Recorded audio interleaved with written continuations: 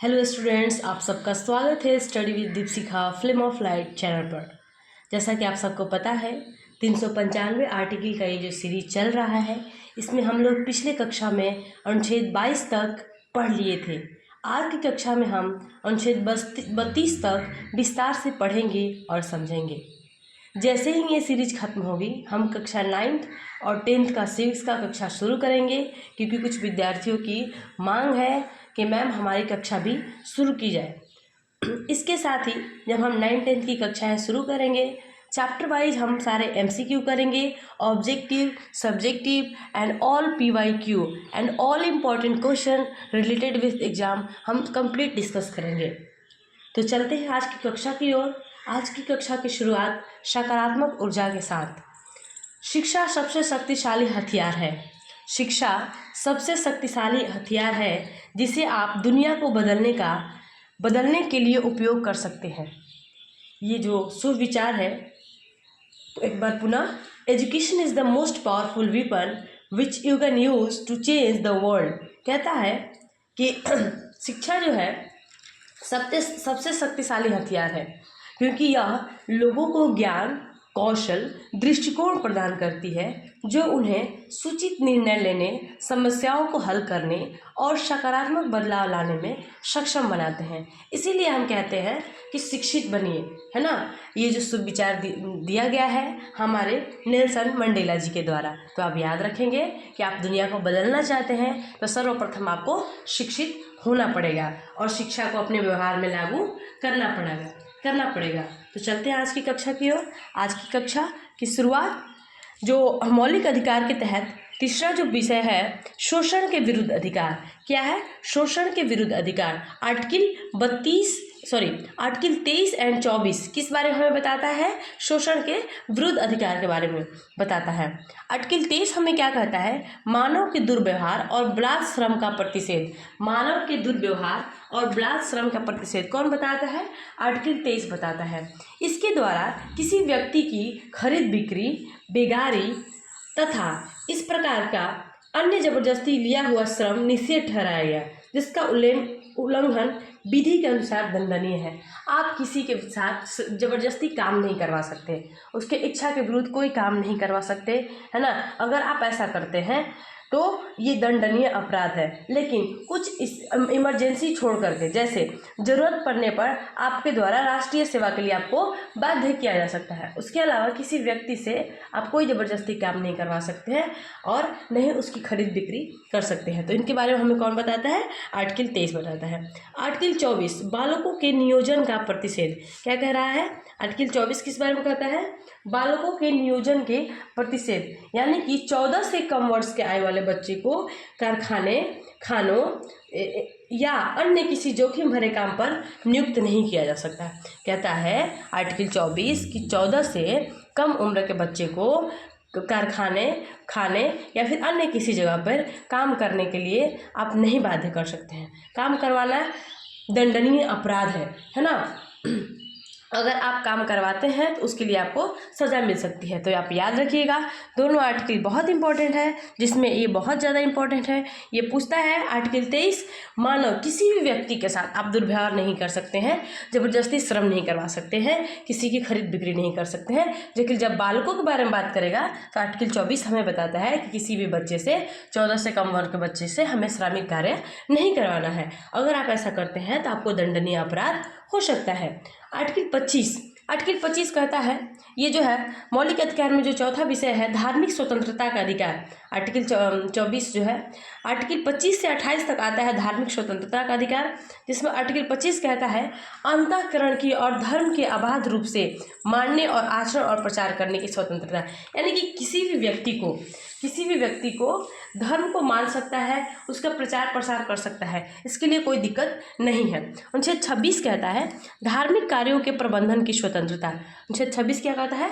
धार्मिक कार्यों के प्रबंधन की स्वतंत्रता, यानी कि व्यक्ति को अपने धर्म के लिए संस्थाओं की स्थापना व पोषण करने, विधि सम्मत करने, अर्जन करने, स्वामित्व और प्रशासन का अधिकार है ना।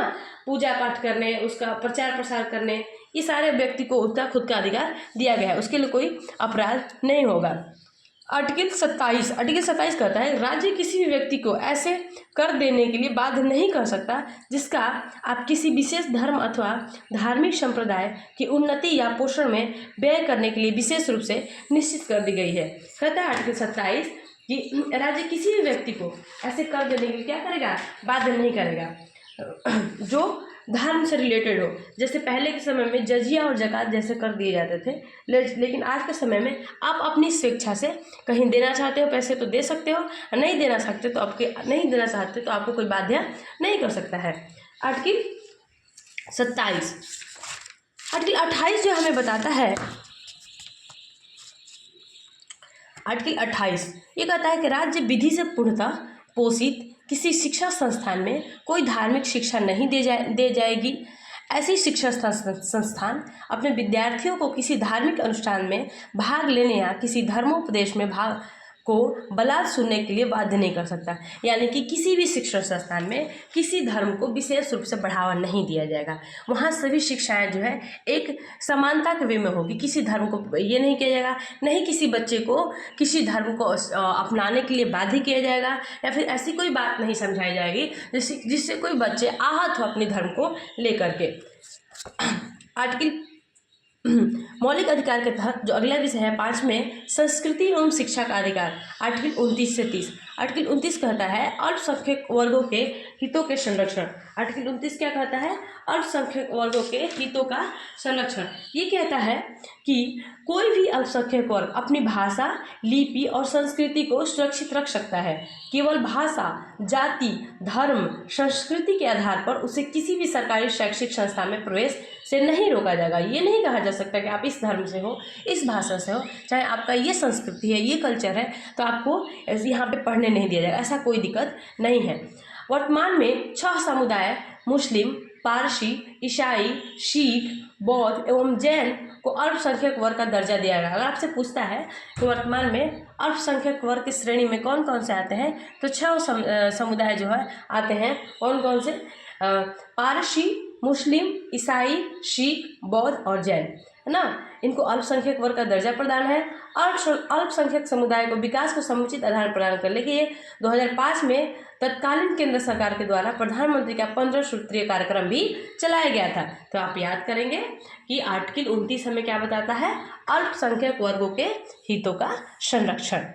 आर्टिकल 30 शिक्षा संस्थाओं की स्थापना और प्रशासन करने का अल्पसंख्यक वर्गों का अधिकार कहता है कि कोई भी अल्पसंख्यक वर्ग अपनी पसंद का शैक्षिक संस्थान चला सकता है और सरकार उसे अनुदान देने में किसी भी तरह का भेदभाव नहीं करेगी। वो बराबर रूप से उसे अनुदान करेगी और उसको सहायता करेगी। उसके बाद जो है आर्टिकल 30 के बाद जो है आर्टिकल 32 इंपॉर्टेंट है, लेकिन फिर भी हम आर्टिकल 31 के बारे में जान लेते हैं, क्योंकि कुछ बच्चों की उत्सुकता है कि जो है आर्टिकल 31 में क्या है जो कहीं भी बताई नहीं जाती है। हम आपको विस्तार से बताएंगे। आर्टिकल 31 क्या कहता है कि राइट टू प्रॉपर्टी, हम लोगों ने पहले भी पढ़ रखा है कि राइट टू प्रॉपर्टी 44वां संविधान संशोधन 1978 द्वारा खत्म कर दिया गया और 301 द्वारा लीगल राइट प्रदान किया गया। तो आप याद रखेंगे कि आर्टिकल 31A क्या है, राइट टू प्रॉपर्टी की बात करता है। आर्टिकल 31B जो है हमें कहता है कि 9th शेड्यूल में जो भी सब्जेक्ट है उसका रिव्यू नहीं होगा, है ना। 9 शेड्यूल में जो भी रिव्यू हो सकता है सब्जेक्ट है उसका रिव्यू नहीं होगा, लेकिन अब जो है ये कह दिया है कि उसको अब रिव्यू किया जा सकता है।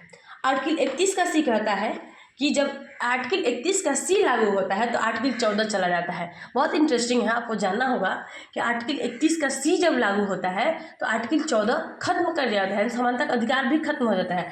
आर्टिकल 31C के तहत 39B और 39C DPSP, है ना, राज्य के नीति निर्देशक तत्व जो है, और आर्टिकल 14 अब जो है सुप्रीम कोर्ट कहता है कि आर्टिकल 14 और आर्टिकल 39B और 39C 39B और 39C क्या है, दोनों इक्वल है, एक समान है। तो आपसे पूछ सकता है कि कौन कौन से आर्टिकल एक समान है या फिर कौन से ऐसे आर्टिकल है जो आर्टिकल 14 समानता के अधिकार के बराबर है। तो आप बताएंगे आर्टिकल 39B और 39C। अब जो है आते हैं आपके सवालों के लिए। आर्टिकल 32 की हम लोग को बात करना था, संवैधानिक उपचार का अधिकार, है ना। आर्टिकल 32 क्या कहता है, संवैधानिक उपचार का अधिकार। संवैधानिक उपचार के अधिकार को डॉक्टर भीमराव अम्बेडकर ने क्या कहा था, संविधान का आत्मा कहा था, है ना। संवैधानिक उपचार के अधिकार को डॉक्टर भीमराव अम्बेडकर ने संविधान का आत्मा कहा। आपसे पूछता है एग्जाम में कि डॉक्टर भीमराव अम्बेडकर ने किस अनुच्छेद को संविधान का आत्मा कहा, तो आप बताएंगे संवैधानिक उपचार के अधिकार को। अब जो है इस संदर्भ में सर्वोच्च न्यायालय को 5 तरह के समादेश रिट्स निकालने की शक्ति प्रदान की गई है ना। आर्टिकल 32 के तहत ही आप जो है फंडामेंटल राइट को क्या कर सकते हैं, प्रोटेक्ट कर सकते हैं। अगर आपको लगता है कि आपके फंडामेंटल राइट के साथ खिलवाड़ हो रहा है, आपके मौलिक अधिकार का हनन हो रहा है, तो आर्टिकल 226 के तहत आप हाई कोर्ट और 32 के तहत आप सुप्रीम कोर्ट में जा सकते हैं और मुकदमा दायर करवा सकते हैं। आर्टिकल 32 का 2 कहता है, ये 5 प्रकार का डिट देता है। पहला है हैबियस कॉर्पस, बंदी प्रत्यक्षीकरण। दूसरा है मैंडमस यानी कि परमादेश। तीसरा है प्रोहाइबिशन यानी कि प्रतिषेध लेख। चौथा है सर्टिवरी, है ना, जिसको हम लोग उत्प्रेषण कहते हैं। और 5वां है अधिकार परीक्षा लेख, क्यूटो वारंटो। तो इसके लिए मैं एक अलग से कक्षा बना दूंगी, क्योंकि ये एग्जाम पॉइंट ऑफ व्यू से बहुत इंपॉर्टेंट है। तो बंदी प्रत्यक्षीकरण, परमादेश, प्रतिषेध लेख, उत्प्रेषण, अधिकार परीक्षा लेख, इसको एक मैं कक्षा बना करके अलग से डाल दूंगी और विस्तार से इसे ट्रिक के साथ भी समझा दूंगी। उम्मीद है कि आपको ये सीरीज पसंद आई होगी। अगर ऐसा है तो चैनल को लाइक, शेयर एंड सब्सक्राइब करना बिल्कुल ना भूलें। Press bell icon for the next video. अगर आपकी कोई सवाल है तो आप कमेंट बॉक्स में दे सकते हैं। मिलते हैं नेक्स्ट कक्षा में, तब तक के लिए आप स्वस्थ रहें, मस्त रहें, खूब पढ़ें। जय संविधान, जय भारत।